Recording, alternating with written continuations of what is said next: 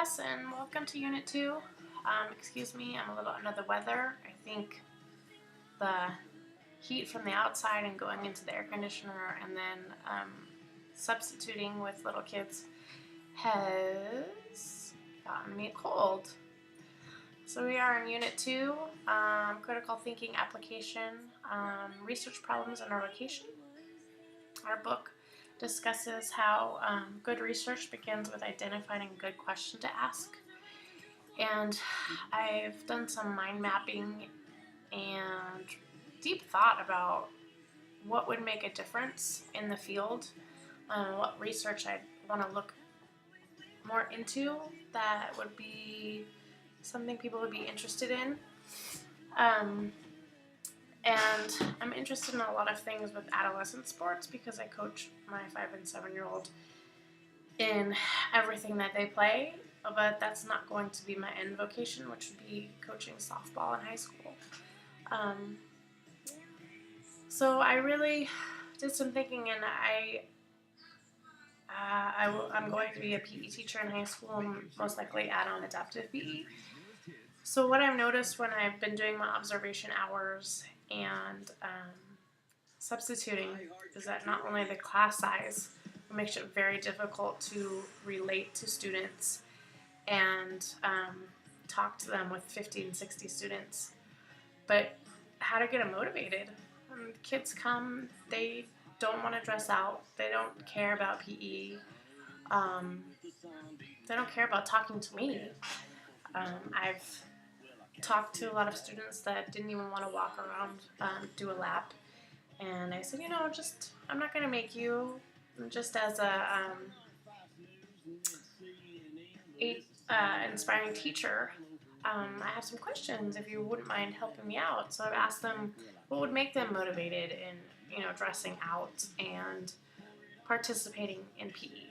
And they said fun activities that they would be interested in doing. Some said swimming, others said wiffle ball, and then others didn't even look me in the eye and didn't want to engage in conversation. So that led me to believe there's a lot of other social factors going on at home or the environment or school, because if they don't want to talk to someone in PE where there was no judgment, it was just a question, then they're probably having a hard time in the rest of their classes. As for dressing out,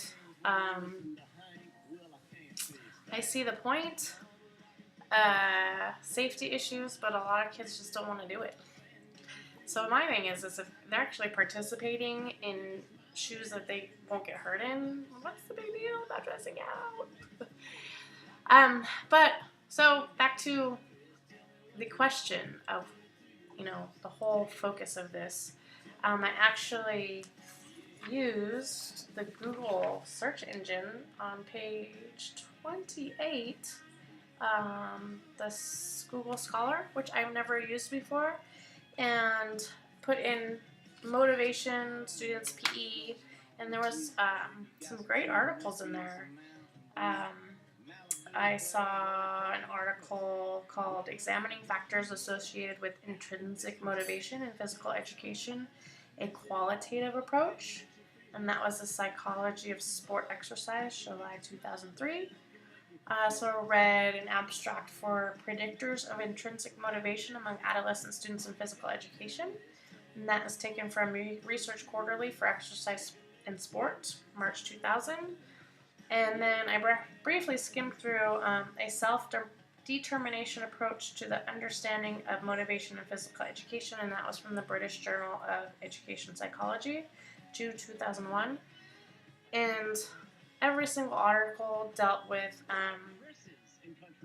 perceived competence, as well as intrinsic motivation. So, looking at the research, I had to come up with a question. So my question is how to develop intrinsic motivation and acquire full participation in a high school physical education class.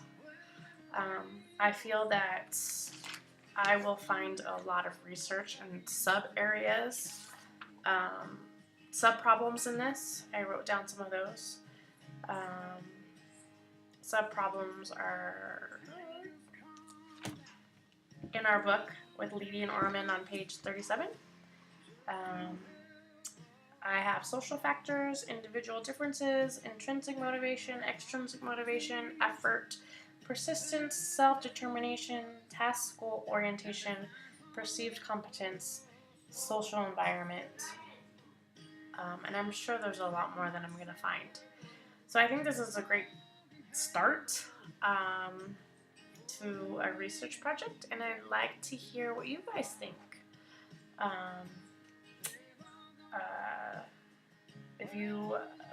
If this would be something that would interest you, if it's something you thought about, if something you've seen out there,